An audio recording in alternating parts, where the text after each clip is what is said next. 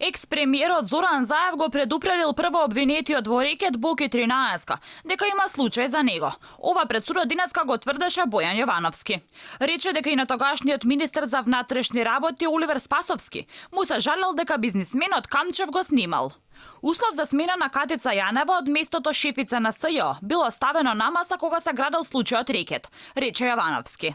Се тргуваше со овој случај. Катица Јанева беше уценета или ќе дадеш оставка или ќе се случи ова што се случува сега. На 3 април гостуваше Заев во телевизијата. По емисијата разговаравме во мојата канцеларија и Заев ми кажа дека и мене и Катица не следеле странски служби. Ме уплаши и изманипулира дека странски обвинител имал се за мене. Жал ми е што не се вештачи мојот мобилен телефон да се види целата комуникација со Заев, но и со Оливер Спасовски, кому му пријавив дека Орце ме снима. За торбата Луи Витон, тешка 1,5 милиони евра, вината ја префрли на Зоран Милевски Кичеец. Ќе се сложам со Орце Камшев дека од Зоран Милевски Кичевскиот немало подобар оперативец. Тоа го сватив сега откако се најдов во смешново обвинение. Милевски имаше договорена пресуда за да се монтира измислениот случај на Вилма. Пазете, он е на слобода со одобрување на обвинителката Русковска, нешто за кое е обвинета сега Катица Јанева. Може и Русковска еден ден ќе одговора за истото.